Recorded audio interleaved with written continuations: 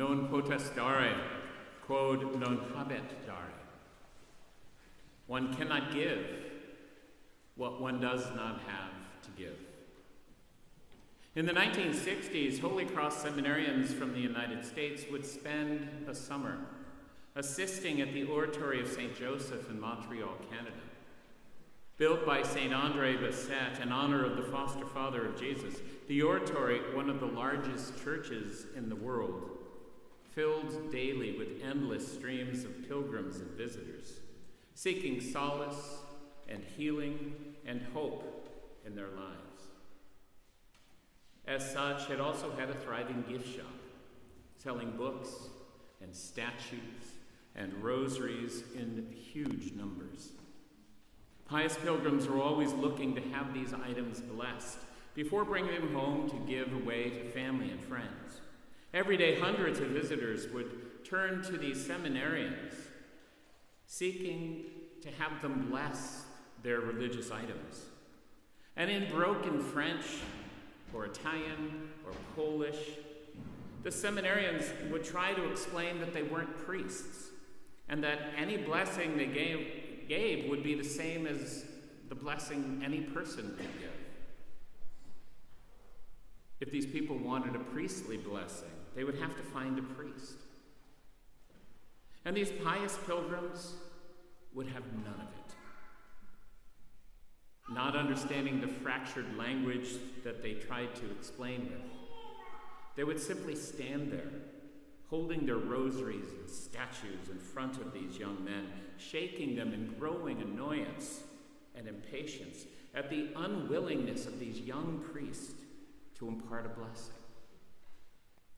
In time, these guys simply started to bow their head, extend their hand in a slow sign of blessing, and intone this simple Latin phrase, non posset dare quod non habet dare.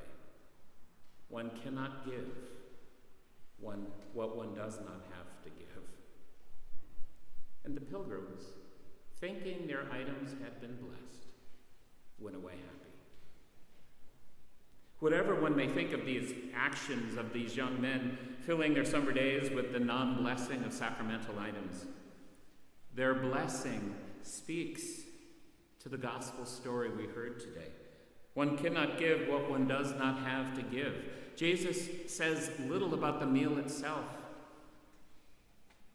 or John says little about the meal itself in his version of the Last Supper. He simply relays the story we just heard, where Jesus invites his disciples to become servants of those they will encounter in their ministry.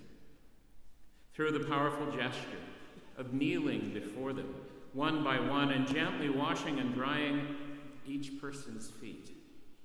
If I then, the Lord and Master, have washed your feet, you should wash each other's feet.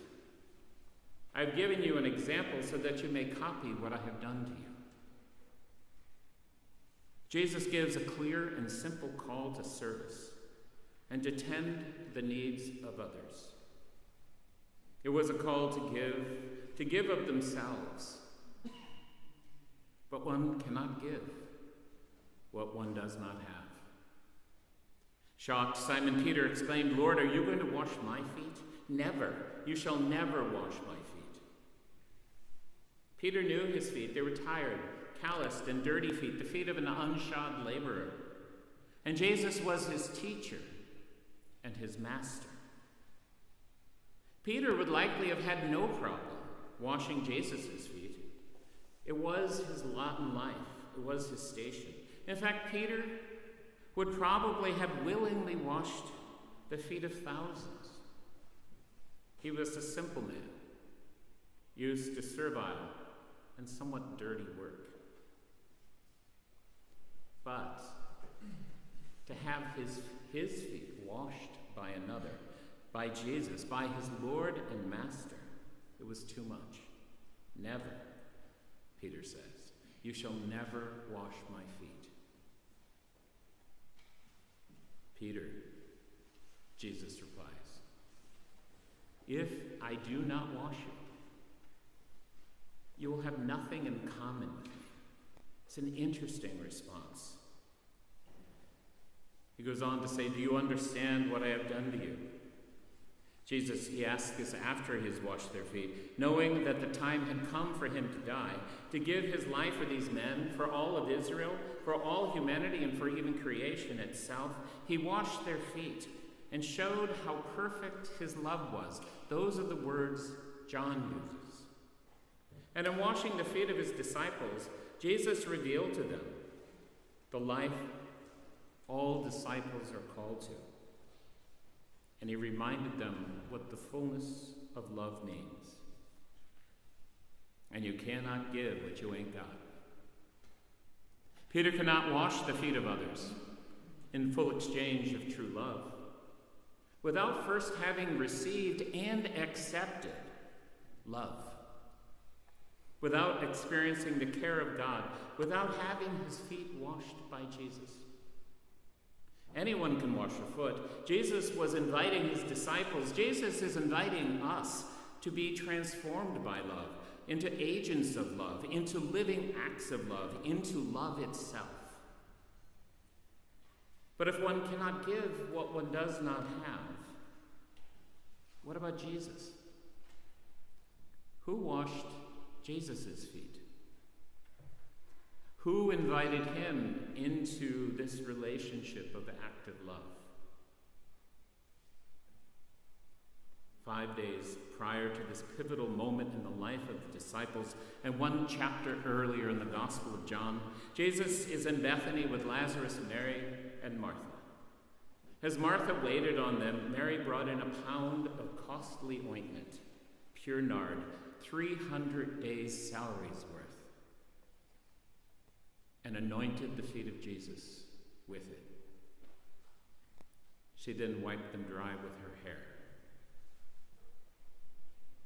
Judas Iscariot was angry at such a frivolous waste. But Jesus says, leave her alone. She has kept this scent for the day of my burial. It was then that Jesus knew his hour had come. It was in preparation for his imminent death then that Jesus desired to eat this last meal with his friends. While speaking to them about perfect love and demonstrating it with a basin of water and with a towel, he also used the meal to deepen his message. The blessing cup that we bless is a communion with the blood of Christ. Paul's version of the event, heard tonight in 1 Corinthians, reflects the events as recorded in Matthew, Mark, and Luke, where the meal is a celebration of Passover. We read there that on the same night that he was betrayed, Jesus took some bread, thanked God for it, and broke it. And he said, this is my body, which is for you. In the same way, he took the cup after supper and said, this cup is the new covenant in my blood. Whenever you drink it, do it as a memorial of me. It being Passover, we know from ancient times, 4 cups of wine are integral to its proper celebration. Each cup represents one of the Lord's promises to his people in Exodus 6. God's intention to bring them out of Egypt. God's intention to rescue them from bondage. His intention to redeem them with his outstretched arm. And his intention to take them and make them his people. The cup of redemption, the third cup, many believe, is the one that Jesus has referenced here. The cup of redemption symbolizes the slaying of the Passover lamb that spared the Israelites in Egypt from the death of all the firstborn in Egypt. This cup recalls how the Lord redeems Israel with an outstretched arm as the angel of death passes over the land. That night, God said, the blood shall serve to mark the houses that you live in. When I see the blood, I will pass over you, and you shall escape the destroying plague. Retelling the story of Passover some 1,200 years after that initial event, Jesus transforms and renews the import of that cup of redemption, telling his disciples that the wine it holds is the new covenant in my blood.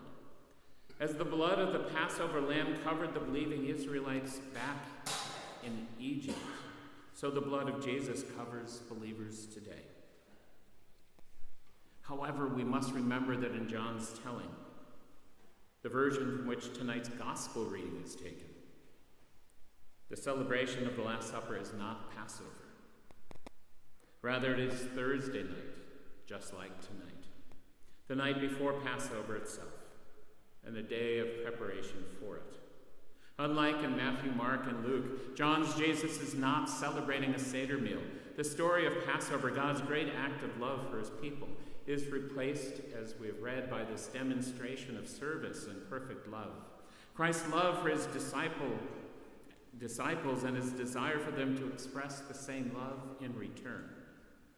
In this telling, the day after the Last Supper is the day of Passover, tomorrow, the day when the true Lamb, the unblemished Lamb, the pure and spotless victim, is slain on the altar of the cross, and his blood poured out for the redemption of all, for the salvation of the world. Friday is the day when Christ, after perfect love, his decision to kneel down and wash every foot plays out in full. And we are given, every human person in the history of the world is offered, the opportunity to be washed clean in the blood of the Lamb. Only if we understand and accept what we are being given can we be saved. Only if we are saved can we in turn offer ourselves, our very lives, to be taken, blessed, broken, and poured out for the life of the world. When Peter protests having his foot washed, Jesus tells him at this moment, "You do not know what I am doing, but later you will understand." Jesus seeks to wash our feet, that we might be brought into the unity of his body, that we might enter into the fullness of love, so to give ourselves in love for others. But one cannot give what one has not got. Let us open our hearts to the love of Christ, that we might in turn be that love for others.